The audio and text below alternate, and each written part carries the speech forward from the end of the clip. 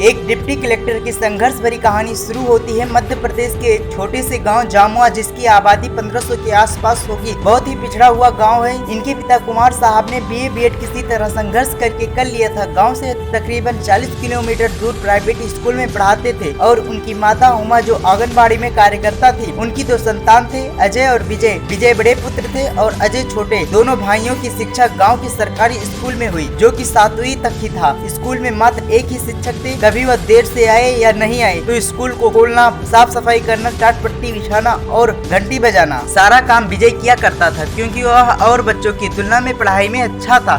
शिक्षक का पसंदीदा छात्र था। 7वीं कक्षा में उत्तीर्ण करने के बाद विजय ने तहसील के सरकारी स्कूल में 8वीं में दाखिला लिया। गांव से तहसील दूर था। स्कूल के पास ही किराए का एक कमरा लेकर विजय ने आगे की पढ़ाई अकेले रह करके लकड़ी जलाकर खाना बनाना पड़ता था। अत्यधिक कठिनाइयों को झेलते हुए विजय की पढ़ाई में लगन थी, जो कि उसने 8वीं कक्षा में टॉप किया और जिससे पिताजी ने खुश होकर 9वीं कक्षा में उसका दाखिला करा दिया। और वहाँ पढ़ाई का तगड़ा कंपटीशन था। एक से बढ़कर एक तेज छात्र पढ़ते थे। गणित के फॉर्मूले जवानी याद रहते थे। फिजिक्स के रिएक्शन तो रटी रहती थी। यहाँ विजय अपने आप को थोड़ा कमजोर महसूस करने लगा, जिसका परिणाम यह हुआ कि वह 10वीं में फेल हो गया। शिक्षकों ने राय दी कि जो विषय कठिन लगे उनकी अलग से ट्यूशन ले लें, परंतु पिताजी के आय इतनी नहीं थी कि उन्हें 2000 रुपए ही मिलते थे, जिसमें छोटे भाई पढ़ाई का खर्च था। विजय ने खुद से प्रतिज्ञा का इस बार किसी का कहने का मौका नहीं दूंगा। 2 महीने की गर्मियों की छुट्टी में घर न जाकर छात्रावास में ही रहकर उसने खूब मेहनत करी। उसके कमरे में 2 पंखे लगे थे। 3 पंखे की जगह थी। जहाँ पंखा नहीं था उस कड़े में उसने रस्सी बांधी थी। उसी के नीचे अपनी टेबल कुर्सी लगाकर पढ़ने बैठ जाता। जब नींद आने लगती तो रस्सी से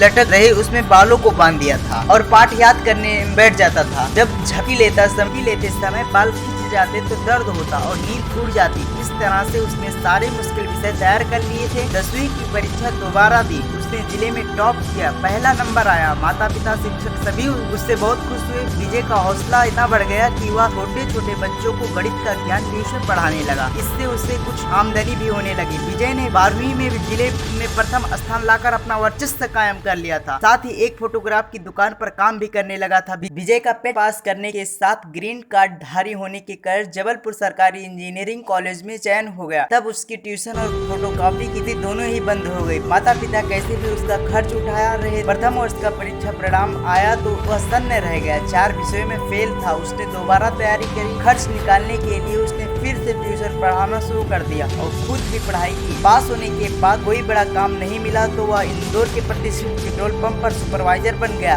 इस काम में उसका ज्यादा लाभ नहीं था और काम भी उसके मन का नहीं था। दोबारा जबलपुर में ट्यूशन पढ़ाने लगा। माता पिता बहुत परेशान थे, ताने भी मारते थे कि यही ट्यूशन पढ़ाने के लिए तुमको बाहर भेजा था। या इसी बीच वनरक्षक भर्ती परीक्षा दी, इसमें उत्तीर्ण हो गया। जिले में ही उसकी पोस्टिंग हो गई। फॉरेस्ट गार्ड के पद पर यह नौकरी उसे रास नहीं आई, क्योंकि उसमें जंगल भटकना पड़ता था। तभी जबलपुर में वनरक्षक के पद से इस्तीफा दे दिया। काम में उसे अच्छा नहीं लग रहा था। उसके एक मित्र ने उसे सलाह दी कि तुम एमपीएससी की तैयारी करो। पूरी ताकत से विजय इस परीक्षा की तैयारी में जुट गया। नौकरी के साथ ट्यूशन भी जारी थी। व्यस्तता के चलते गाँव आना जाना और दोस्तों से मिलना जुलना सब बंद हो गया। एमपीएससी की प्रारंभिक परीक्षा पास कर ली, लेकिन मुख्य परीक्षा भी असफल हो गया। माँ पिताजी बहुत नाराज हुए, बातचीत भी बंद कर दी। विजय ने हार नहीं मानी। उसने दोबारा तैयारी की। इस बार इंटरव्यू तक पहुंचा, परंतु किस्मत ने अंतिम चरण में साथ नहीं दिया। विजय ने इस बार तय कर लिया था कि बार बाजी तो मैं ही मारूंगा। संघर्ष का तनाव बहुत ज्यादा था। ऊपर से परिवार का बड़ा बेटा होने के नाते उसकी उम्मीदें भी उससे जुड़ी थी। इस बार बाजी मारना तो दूर हुआ, प्रारंभिक परीक्षा भी पास नहीं कर पाया।